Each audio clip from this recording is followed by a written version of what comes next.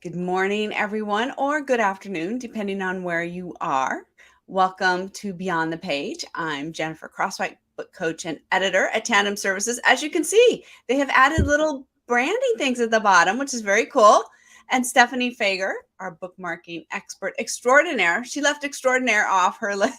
You know why, Jen? Because I can't spell it.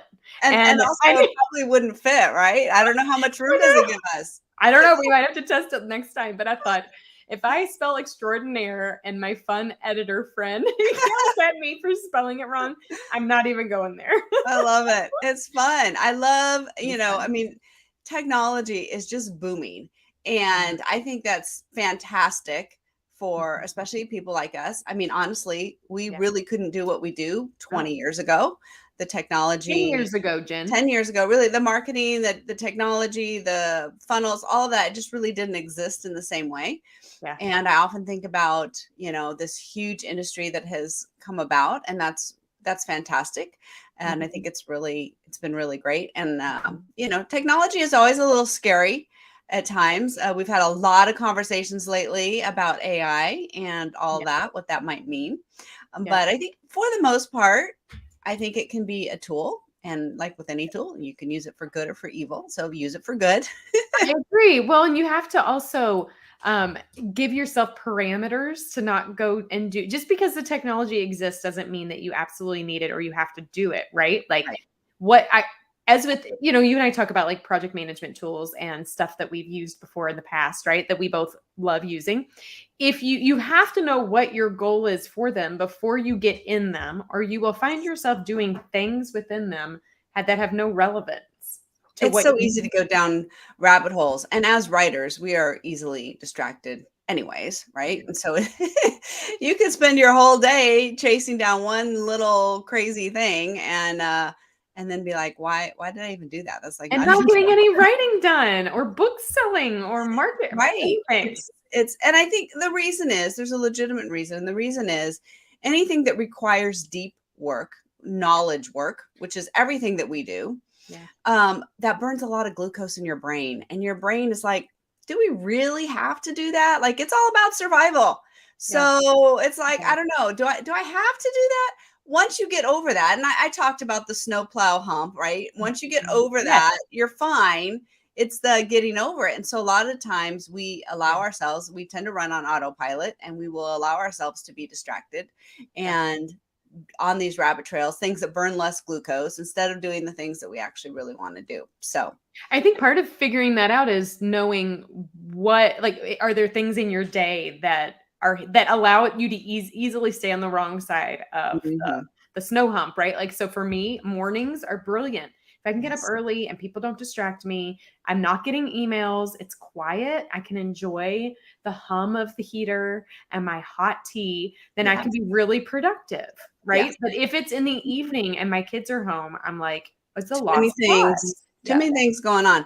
And I lose, you lose throughout the day, you lose willpower, you lose all these things you sort of run out of energy for by the end of the day.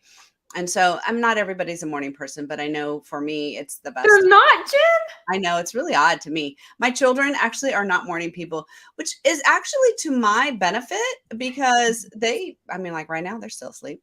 They're young adults, so it's almost noon, but not where you are. No, but so what? It wouldn't matter, honestly. You know what, right? But when you came and hung out with me for a week or so, it was lovely because I got up early and I remember thinking, I'm going to tiptoe around the house to get up to the office. And you're like, good morning. And I'm like, because I can't say good morning to my husband. Like, he might get up, but I wake up with this energy. Other people have to be talked and coaxed into it, right? It was really lovely to have another morning person in the house. It's nice. You get a lot of things done when it's nice and quiet. And so whatever that is for you, and obviously when my children were super little, it didn't really matter when I got up. They could hear me like with their eagle ears or what. I don't know. Do eagles have ears? I'm sure they do, but I think it's their eyes. They're better. Who has supersonic hearing? Some animal with supersonic hearing. Bats. That's it. So with their bat hearing, they would be up. Like I could be up for like 10 or 15 minutes trying to be so quiet. And all of a sudden I'd hear, Mom, Mom. So we have a rule in our house because my kids are at that age, Jen. Yeah. And our rule is everybody got an alarm clock for Christmas. Nice. I said, I don't want to see your face before 8 o'clock. Like, Yes. if you wake up, that's fine. Just play in your room. Just hang out in your room. Like, I need to know that if I wake up early on purpose, that I can be productive. My kids are old enough. Yeah. They don't need me. 8 o'clock. And we, the school solution we have doesn't start until 9. So it's plenty of time to get ready. All is good in the world. Yeah. But before, I mean, my oldest says he never sleeps. I'm like, you need to, because I need a break from you. I love you, but I need a break. Please give me a break. It's exhausting. It's exhausting. So the key is really, and this is what I love about the book Atomic Habits. I recommend it all the time. I had a client message me and say, oh my gosh, I was listening to you on Beyond the Page talk about Atomic Habits, and it's so great. I just picked up the book, and it's really that true. makes my heart happy. Because his whole point is you need to create a system that works for you, that's going to work over and over and over again. And the goal of setting up something that is repeatable and that works for you is very, very, very key. Yes. And so I don't know that we're going down this path today, but I am just going to throw out, if that author happens to be listening, Profit First is a beautiful topic for author and budgeting in regards to Atomic Habits, because it outlines habits in your business and in your authorpreneur business to ensure that you are being successful from the beginning. And I think about that in budgeting, and I think about how knowing my cadence and pulse in my own business of when I allocate, when I review what I do, all those moving pieces. And that is a pivotal part when we're talking about the money portion of book design, development, publishing, marketing, and everything in between. Well, and like we said last week, there's really kind of two rough camps that we're talking about. Oh, the kitty ghost has come in. I wonder which one it is. Just over there. It is Pippin. Okay. Well, she'll probably stay under the desk because the heater's on and it's warm. She has a little box where I would want to be. Yeah, it's nice and warm down there. So, we have kind of two rough buckets that we're talking about in this series on budgeting. One is people who don't have any desire to create an authorpreneur business, and they are writing because they love it. It's something they want to write as a legacy for their friends, for their family, something on their heart. And the success and the reach and the impact is really not their primary goal. Right. The main goal is really for self-satisfaction. And there's nothing wrong with that. It's at all. It's a fantastic goal. And you can still do that and budget money to work on your craft and to be really good. As I've said before, people spend a lot of money on their hobbies, right? Photography, golf, travel, all these things.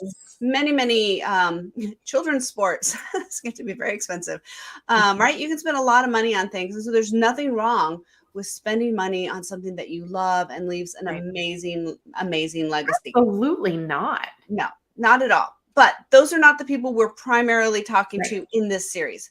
Primarily, we're talking to people who are going to ultimately become an authorpreneur.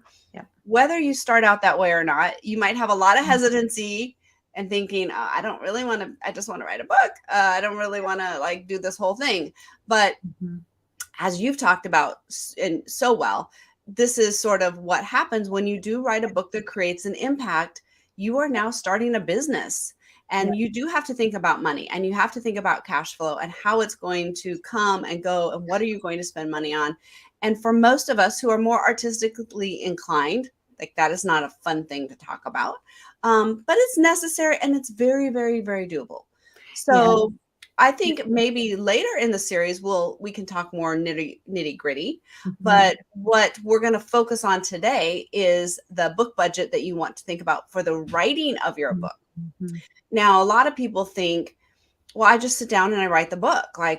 What do I need for that? And so I would like to encourage you to think about ways that you might want to work on your craft during the writing process. And so what happens, and I had 2 coaching clients this week that we had this exact issue with.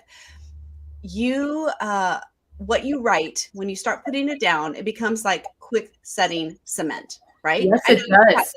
Experience too, right? You start writing something and you go down this rabbit trail or wherever you go, and it's very hard to pull it back. And very hard to re-change it. to pull things apart and recombine them to make it a marketable book. It's very hard to do that once you've got something sort of set in your mind. And so I encourage people to think about getting help early in the process, even if it's just a strategy call, just to talk about, is your book marketable? Is it a marketable idea? You and I both offer these. Let's talk about this idea and what your goals are and what you want to accomplish, because spending some money on a strategy call could really help you save you lots of time and money in the long run from going down the wrong path. And, and just because, like, even if you've written one book, or even if you do this for a living, you still need this, and you need to consider this because you're too close to it. There's a book I'm working on. It's that random pop. It's not random, but that unexpected one, Jen. And last week I had a moment where I was like, exactly what you said. I thought, I have 18,000 beautiful words. And I stopped and I was like, why is this hard? Anytime I find myself, and I know not everybody is like this, but when I find myself in the writing process, something is not happening easily or coming easily, there's a reason. Yes. And so I paused and I'm like, why is this hard? And so I pulled out a different sheet of paper in a whole different place. And I said, I need to figure out, what are my goals again? Yes.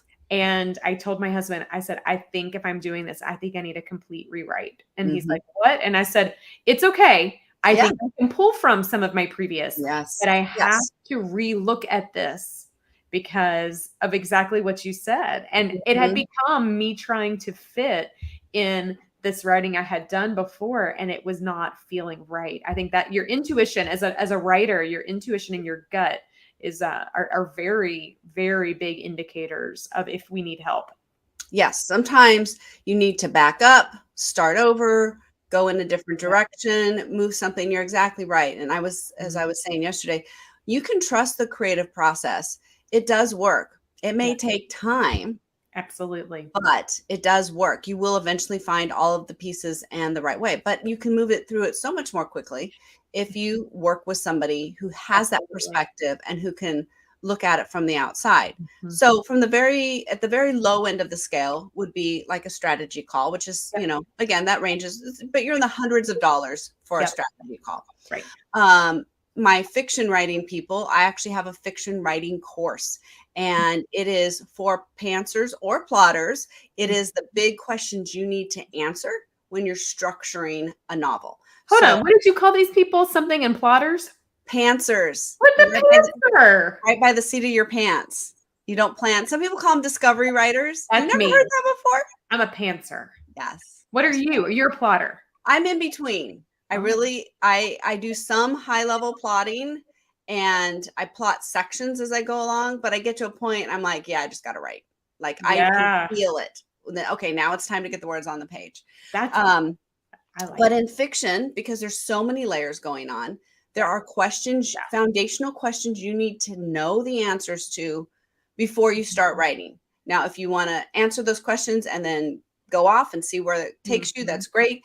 If you want to do a detailed outline from that, that's great. But having those questions answered through the Novel Blueprint course is the way to go for my fiction writing friends. And I've had the opportunity to take a sneak peek in it, and it's an amazing course. Oh, that's Jen right. is a cesspool of knowledge, and a good cesspool of knowledge. And she really leaves it all on the table. Like, she just shares everything with you. And so it's beautifully done and really, really valuable. And it is a nice teaser into what you need. And see, now I have Oreo. You have Oreo, who looks just like Pippin. I know. And he says, normally this is at 3:30 in the afternoon. He comes and does his midday check on me. It's like, wait, we need to see what's going on. Yeah, but he's playing right now. So courses are usually the do-it-yourself, right? It's the budget-friendly option. They're hundreds of dollars, again, not thousands of dollars. They're an investment of your time. Yeah. What you don't get from the course is personal feedback saying, am I doing this right? Same thing with when you get books on craft. Yep. You can apply it, but you don't know if you're doing it right. Right. And so then you start moving into the coaching, and this is done with you. So a coach comes alongside and there is a wide variety. Book coaching is a real new thing. It's really, it's just not, it used to sometimes be called book doctoring, but that was generally more after the fact. Do you think that's the question the publishing industry's evolved? Do you think? Yes. I think so too. Yes. Back in the day, really far back in the day, book coaching was what the editors would do, right? They would see an author with a lot of potential, and they'd bring them on and they'd coach them through writing the manuscript. And, they don't do that anymore. There's just no time. There's not money in it. That just doesn't happen. And so then there's this big gap of, well, how do you learn the craft of writing? Right. And so that's kind of where book coaching has come from. And there's generally two different areas of coaching. Yeah. Yeah. So one is coaching while you're writing, which is draft coaching. I do a lot of this. I help you write the book. We brainstorm. We talk about all the main pieces that we want, fiction and nonfiction. What is the goal? Who is our audience? All of those things we talk through. And then I help you as you're writing the book all the way through. Cool. The other version is you've already written your book, but it needs help. And that's revision support. So some hybrid publishers offer this. Some people just kind of randomly offer this. You usually will commit to either a certain number of sessions or a certain period of time. And so usually a 4 to 6 month period, because you need a significant amount of time to work through this stuff. This is not going to be kind of a one-off thing.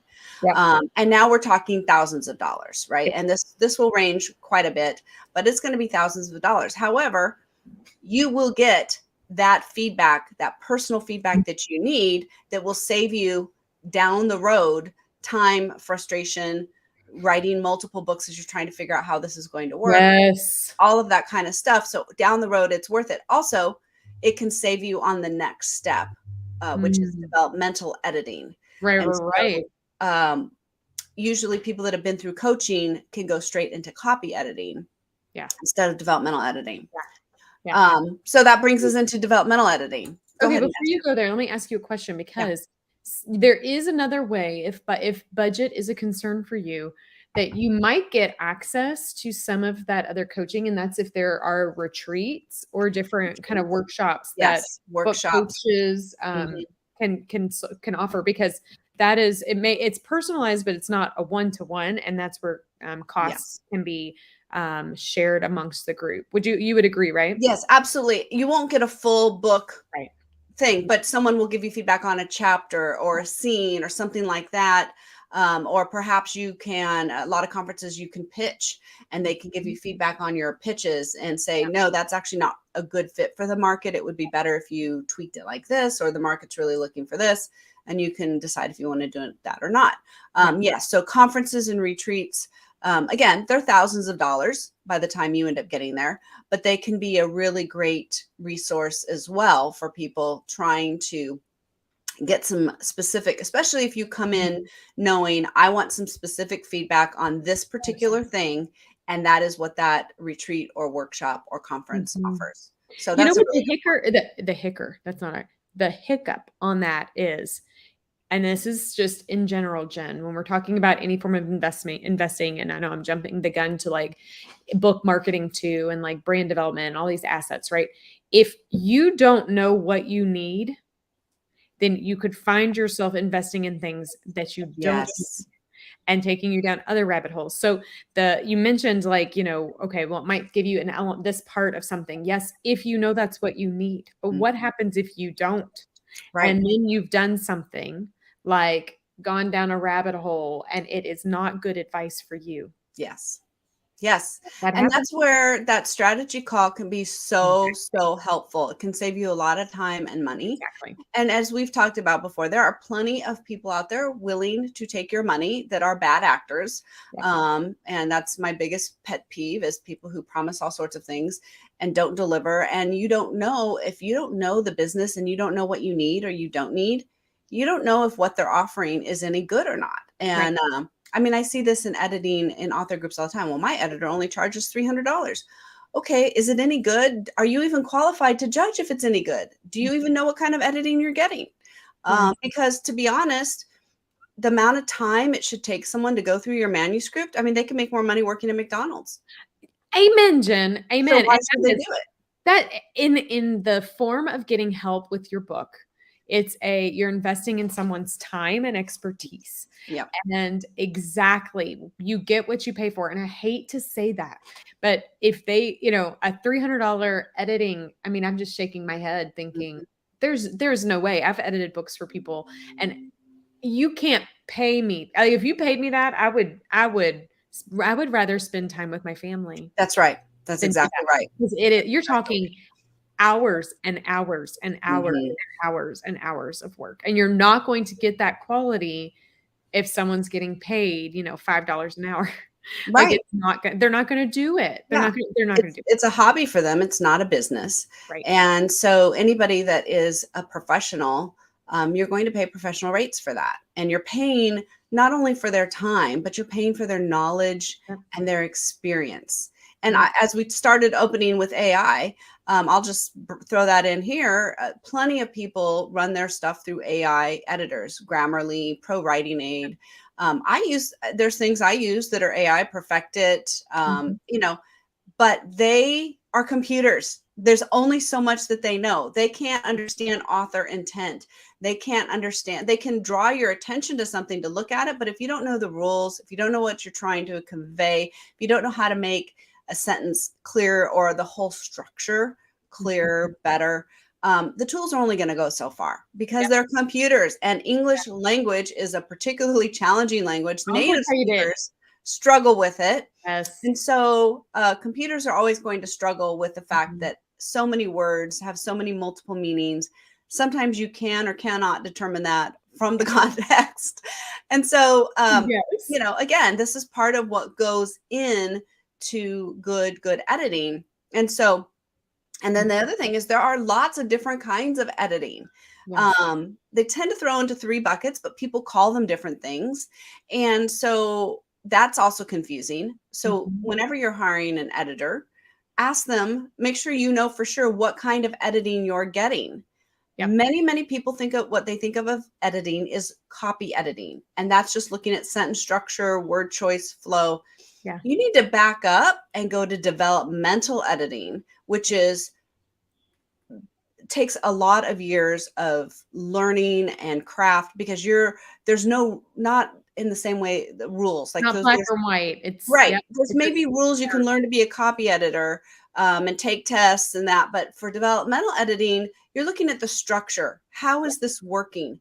Where is it falling apart? What is the reader's journey like? You want all of that done and taken care of. What if you decide to delete a chapter or you need to add a chapter or you move things around? There's no point in doing copy editing first because you're editing things you may not keep. So I almost always recommend, unless you're a seasoned, experienced author, right, you need a developmental edit first. And that can be very, very good at helping you figure out what's working with your book, what's not working with your book. This is often where people hear things they don't want to hear because we will give you feedback we'll ask your goals. If your goal is to write a marketable book, I will tell you if this book is marketable or not. And it might not be what you may not want to hear that. And that's okay. You don't necessarily have to write a marketable book. Again, we talked about the bucket where you just want to write the book you want to write, and that's totally fine. Yeah. But I will give you advice on if you want to write a marketable book, this is the changes you need to make. If you don't, and that's why we'll always start the conversation with those goals. What are your goals? What do you want to accomplish? So again, developmental editing, by far the most expensive kind of editing, thousands and thousands of dollars, because I will tell you, depending on the size of the book, I will spend 40 to 60 hours on it, figuring it out, taking it apart, and all my 20 years of experience in this, I'm bringing that to you. You would not be able to get, it would take you, another 20 years to get all the experience that I've had. So I'm helping you shortcut the process by bringing that experience to you and that talent to you. So that's what you're paying for when that hopefully shortcuts the process for you. So you're not having to spend years and years trying to figure it out for yourself. And so I would say those are the buckets and the expenses there. Yes, there are DIY versions of it. Like I said, taking a course, going to a conference. sometimes you can get good critique partners who are very gifted, or good beta readers. Sometimes not. Sometimes people give you really bad advice, and sometimes you don't have enough knowledge to know the difference. And so that can be a sticky wicket. Some people just put the books out there. I see this mostly in fiction, but in nonfiction too. They put the book out there and they let the audience tell them, is this good or bad? If it sells or doesn't sell, the problem with that is you can ruin your brand. Yes. Right? And people dislike your book so much, they never want to pick up another one. But some people do that. And some people have made some choices, based on that. So, like with anything, when you are starting a business, there is an investment. Yeah. And so if you want to go down this book journey, you need to be budgeting thousands of dollars and figuring out how you're going to spend your money. What is the best use of your money? And kind of like what we said at the beginning, sometimes a strategy call can really be the best way for someone to say to you, here are your goals. Here's how I recommend you try to reach them. Here's how I recommend spending your budget. If your budget is limited, I might say, okay, I recommend this for you, depending on, I always look at a sample of someone's writing to see where they're at. And so that can be a real big factor in helping you use your money wisely. I have so many heartbreaking stories of people who have gone to somebody who they originally come to me, you're too much money. So they go to somebody else who does a terrible job, still costs them a significant chunk of change, right? And they're very upset and disappointed. And then they come back to me and I'm like, and now they spent more. And now you spent more money. And so it's very disappointing when people I hate that there are people in this business that rip people off. I absolutely hate that. And so spend a little bit of money to get educated and to figure out how to use your budget wisely. And just to add to it, just because you can write doesn't mean you can write a book. Right. Doesn't mean you can't write a book. But it doesn't mean that you can do it without an investment. I think just because I can make the phone or the camera work on my iPhone, doesn't mean I can be taking professional branding shots. Right. I'm going to do that. I need to invest in the craft and invest in the equipment, or just hire Chanel. Or just hire Chanel. I went and saw her. She's amazing. She is amazing. We had a lot of fun on Friday. Yeah. Or but think about it in everything you're doing, and so. I think in this industry, many people go, well, but I can write a book. Like anybody can write a book. Yes. But from an entrepreneur standpoint, I want to make sure that you write a book that not only sells and is marketable, but helps you build and grow a business and make the impact that you really want to make. And that requires you to not do it haphazardly. Like it means that you are going to make decisions and investment decisions. And will you get the direct ROI? I'm sure we'll talk about this. Yes. The investment in what you're doing, does that mean you have a direct alignment to the number of book sales? Maybe not. But it doesn't mean that it doesn't help you align with your overarching authorpreneur goals. There is no way I could be doing what I'm doing now if I hadn't written my first book. Exactly. And for nonfiction, this is much more true than for fiction, because nonfiction authors usually are using their book for speaking or for coaching or as a core part of a business. Whereas fiction, it's harder. It's a little squishier to develop a book out of that, because it's entertainment and it's lovely. People love it and want entertainment, and that we need that. It's all part of how we convey what it's like to live in our society and the things that matter to us. So storytelling is never going to go away. It's very important. Absolutely. It's a little more difficult to hit on a pain point for fiction authors. Still can be done, but it is more challenging. But yes, it's what is the bigger picture here? I would say for the most part, you do not want to think about, because I get this question, okay, well, if I spend this much money on editing, can you guarantee I'm going to earn that back in book sales? No, I cannot. I cannot There's guarantee. No guarantee. There's no guarantees in this business. There's really no guarantees. I have seen some of the worst books make so much money, and some of the best books not make any. And I say to people all the time, when I worked in traditional publishing, And these are people that do this for a living and they're experts. We expect 9 out of 10 books to not earn any money, to cost us money. They're losses. It's the 1 out of 10 that pays for all the rest. If we had a crystal ball and knew which one that was, we wouldn't get the other 9, right? I mean, life would be easier. You could do more with less. Yes. So if the people who do this for a living can't figure that out, how is anyone else? And when you're a single author with a single mindset and a single point of view and a single message, you know, if you write 10 books, we'll all tell 10 of them, you know, resonate. Maybe only one of them does. Maybe you have to write 9 before the 10th hit. I mean, there's just so incredibly unpredictable. And look at traditionally how many authors and writers and artists get famous after they're dead. So, right. So, I mean, it's incredibly unpredictable. So you have to do this because that's where your heart is, because this is important to you, because it's meaningful. This is why I draw a lot of parallels with things that you enjoy, like vacations and hobbies and stuff that really fill you up and fill up your soul, and it's very meaningful to you, and you're happy to spend money on it because it gives meaning to your life. You don't expect to make money if you pick up photography as a hobby. You don't expect to make money on that. You expect to have fun with it and to enjoy it. And so I think we have the wrong mindset about books. This comes from really, really old traditional ways that don't even work anymore. And so we need to I love your perspective on that, and you're completely right. This is a channel for you to do something that matters to you. Yes. And just like you would invest in an airline ticket to get to a destination that is something you're excited to do, you do need to look at this process as in the same way. It's brilliant. I think it's a beautiful parallel for authors to take a peek at. I'm glad you mentioned that, Jen.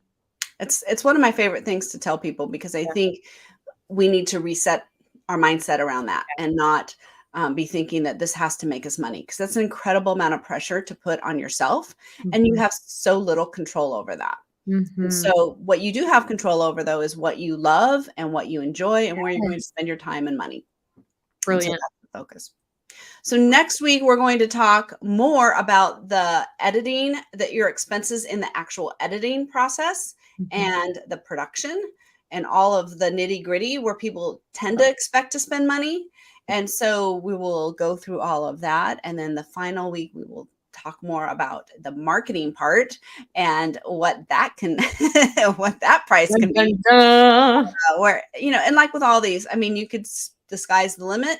I mean, there is definitely ways to spend a whole lot of money in this, but we're trying to give you the general area, kind of the bell curve, right? And the fat part of the bell curve of where you can. I want you to be prepared. And just have your eyes opened. Yes. When people come in to me and they're expecting to spend a couple $100s on editing, and I give them a quote that's several $1,000s, and they're completely shocked, that makes me sad, because I think they did not know what they were getting. They didn't have the right expectations. And so we're hoping to educate on that.